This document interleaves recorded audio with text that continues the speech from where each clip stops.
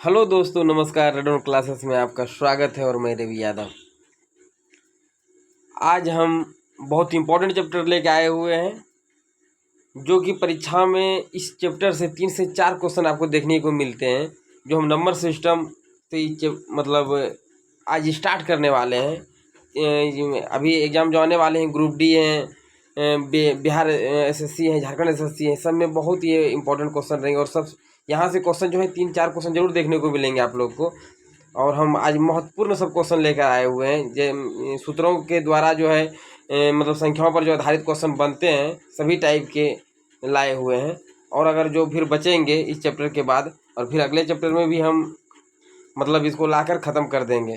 तो बिना समय गंवाए हम स्टार्ट करते हैं नंबर सिस्टम। और आज नंबर सिस्टम का धांसू क्लास होगा दोस्तों। तो चलिए हम स्टार्ट करते हैं। सूत्रों द्वारा संख्याओं का योग कैसे ज्ञात किया जाता है। सूत्रों द्वारा संख्याओं का योग कैसे ज्ञात किया जाता है, बहुत इंपॉर्टेंट चैप्टर है ये।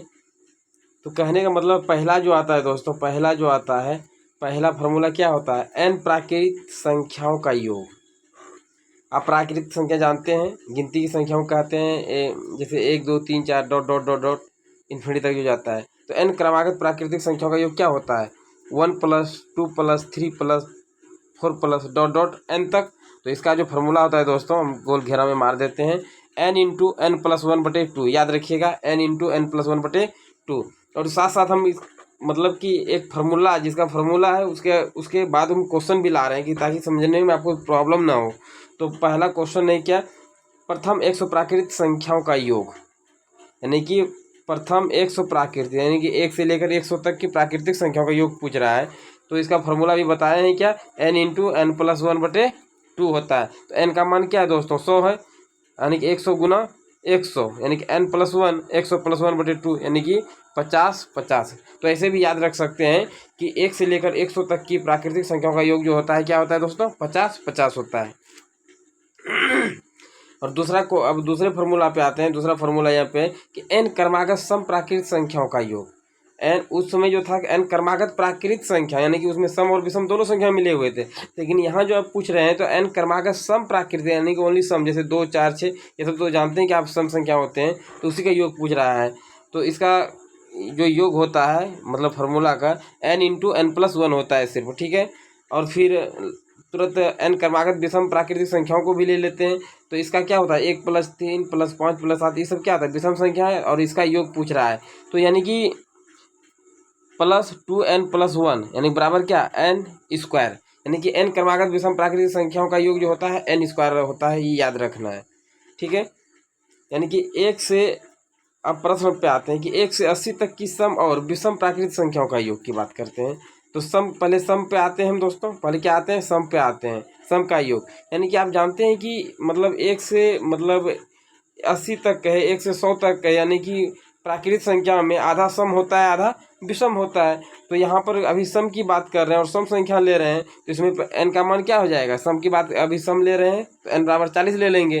और आप जानते हैं कि n सम प्राकृतिक संख्याओं का योग क्या होता है, n × n + 1 होता है। तो 40 × 40 + 1 बराबर क्या हो गया, 1640 हो गया। उसी तरह विषम का योग की अगर बात करते हैं, अगर उसी तरह हम विषम संख्याओं का, यानी कि n प्राकृतिक विषम संख्याओं का योग, तो यानी कि 1 से 80 तक में क्या, आधा सम होंगे, आधा विषम होंगे। तो मतलब विषम का क्या हो जाएगा, विषम का मान हो जाएगा n = 40, विषम भी होंगे।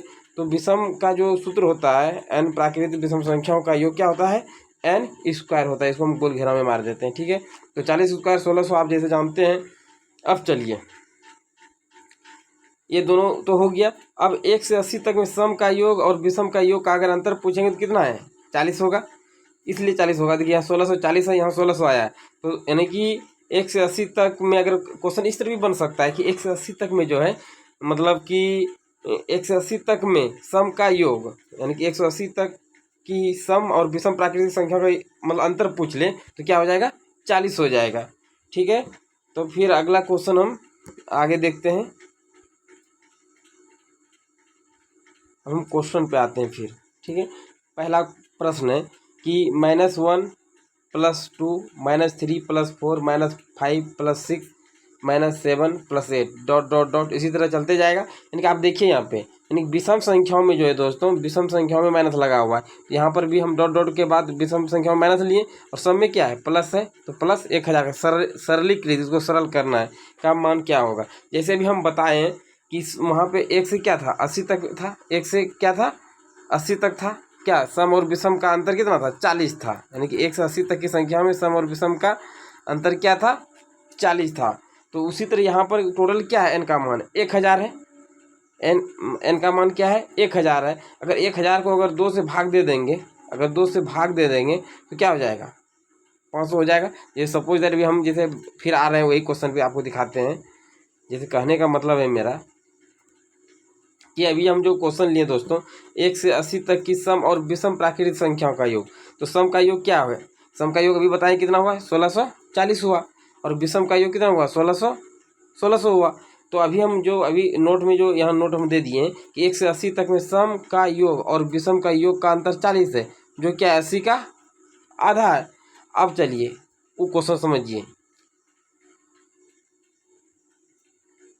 यहाँ क्या है, इसका सरलीकृत मान बताना है, ठीक है। यानी कि 1 मिनट, यानी कि मैं इसका जो है +100 तक का सरलीकृत मान, इसको मतलब सरल करेंगे तो ये हम देख रहे हैं सम और विषम यहाँ पर भी चल रहा है, -1 -3 -5 -7, उसी तरह +2 ये सम है, +4 +6, यानी सम और विषम का क्या हो रहा है, यहाँ अंतर हो रहा है। तो यानी कि टोटल एन क्या है, एन का मान जैसे 1000 है, 1000 है, वहाँ 80 अगर था, वहाँ 80 मतलब 1 से 80 तक की बात हो रही थी, तो सम और विषम का मतलब अंतर क्या था, 40 था। और यहाँ टोटल संख्या कितना है, 1000 है, एन का मान 1000 है, इसको 2 से भाग देंगे तो क्या हो जाएगा, 500 हो जाएगा। तो इसका आंसर क्या हो जाएगा दोस्तों, 500 हो जाएगा, ठीक है। अगला क्वेश्चन देखते हैं। फिर उसी तरह -1 है, +2 है, -3 है, +4 है, -5 है, यानी कि यहाँ पर भी क्या हो रहा है, सम और विषम का चल रहा है। तो टोटल यहाँ डॉट डॉट डॉट है यहाँ पे, ठीक है, डॉट डॉट डॉट 130 तक है। तो 130/2 करेंगे 65 जाएंगे। अगर इसको सॉल्व कीजिएगा दोस्तों तो बहुत बड़ा हो जाएंगे, और फिर आपको परीक्षा हॉल में 1 मिनट से ज़्यादा टाइम लग सकते हैं। फिर अगला क्वेश्चन हम लेते हैं 1 -2 + 3 -4, यानी कि यहाँ पर क्या है, यहाँ पर देख रहे हैं विषम पॉजिटिव है और सम निगेटिव है। तो बात तो बराबर है कि यहाँ पर भी निगेटिव और पॉजिटिव का मतलब ही चल रहा है। तो अंतिम में क्या है, अंतिम में जब ये सम है तो यहाँ क्या माइनस है, यानी कि डॉट डॉट डॉट 2 +249 -250। और अभी क्या बताएं, इसका आधा कर देने के लिए, और सम विषम का अंतर क्या हो जाएगा, -125 हो जाएगा। आप डिटेल से भी निकालिएगा तो ये उत्तर आएगा, ठीक है। अगला क्वेश्चन है कि n लगातार प्राकृत संख्याओं के वर्गों का योग। अब चलिए वहाँ तक तो मतलब प्राकृत मतलब कि लगातार वाला चल रहा था, सम विषम वाला चल रहा था, अब यहाँ वर्ग वाला आ गया, ठीक है। यहाँ क्या आ गया दोस्तों, वर्ग वाला आ गया कि n लगातार प्राकृतिक संख्याओं के वर्गों का योग। तो आप जानते हैं कि n लगातार प्राकृतिक संख्याओं के वर्गों का योग क्या होता है, n × n+1 × 2n+1/6 होता है, ठीक है। n इंटू, देखिए इसको याद रखने का तरीका क्या है, n गुना में है, n गुना n+1 गुना 2n+1/6, बस हो गया। और अब चलिए प्रश्न पे आते हैं, इस तरह के प्रश्न पे 1 से 60 तक की प्राकृतिक संख्या के वर्गों का योग, ठीक है। यानी कि 1 से 60 तक, 1 square 2 square 3 square plus dot dot 60 तक का स्क्वायर की बात कर रहा है। तो n बराबर क्या है, यहाँ 60 है, तो 60 गुना n इंटू n का वैल्यू क्या है, 60 है, गुना n+1 फिर 2 गुना n, 60 लेंगे इसके जगह, n की जगह +1/6, 6 60, इसको कटाइएगा पिटाइएगा, क्या इसका उत्तर इतना आ जाएंगे।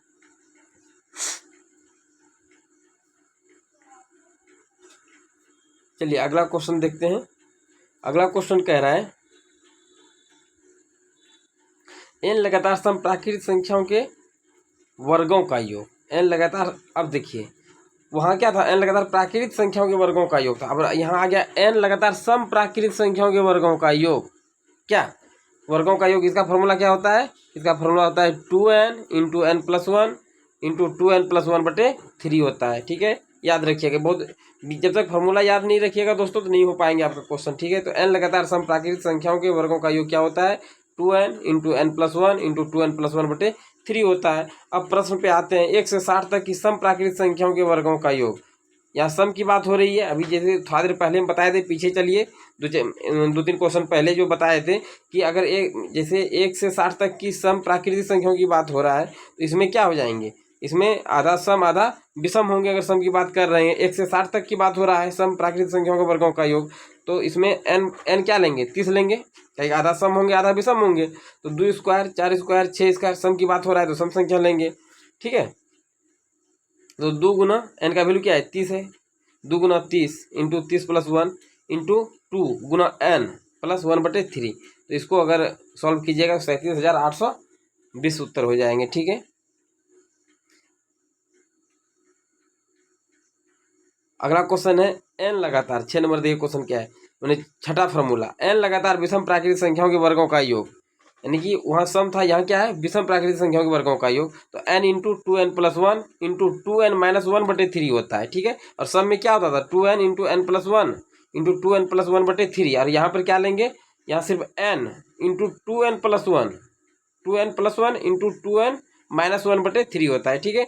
तो 1 से 60 तक की विषम प्राकृतिक संख्याओं का योग की बात हो रहा है, ठीक है। तो इसमें विषम की, अब देखिए यहाँ पे विषम, वहाँ पे सम निकालने का रहा था, यहाँ विषम निकालने का रहा है। तो n बराबर क्या लेंगे, 30। जैसे आपको हम थोड़ा देर पहले बताए थे कि अगर 1 से 50 का आता है, 1 से 100 तक की संख्या के बीच का आता है, तो उसमें आधा सम आधा विषम होंगे। उसी तरह 1 से 60 तक विषम प्राकृतिक संख्या की बात कर रहा है, 1 से 60 तक में, तो n मतलब क्या 30 हो जाएंगे, यानी कि 30 इसमें विषम संख्या है। चलिए, तो अगर इसको अब हम फार्मूला से बनाएंगे तो अभी इस पर क्या मान बैठा देंगे, इधर कट गए, ठीक है। तो यहाँ पे n की जगह क्या रखेंगे दोस्तों, n की जगह 30 रखेंगे। फिर क्या, 2 गुना 30, ठीक है, 2 गुना 30 प्लस 1। फिर क्या, फिर गुना 2 गुना 30 करेंगे प्लस 1 बटे क्या हो जाएगा 3। इसको कटाइएगा पिटाइएगा, 35,990 उत्तर आ जाएंगे। तो धन्यवाद दोस्तों, आज के सेशन में इतना ही। और अब जो नंबर सिस्टम का और जो अभी फार्मूला बचे हैं, अभी ख़त्म नहीं हुए हैं, अगले सेशन में इसको ख़त्म कर देंगे। यदि वीडियो अच्छा लगा हो तो लाइक और सब्सक्राइब कर दीजिएगा, ताकि हमको मोटिवेशन और वीडियो अच्छा बनाने का मिलता रहे।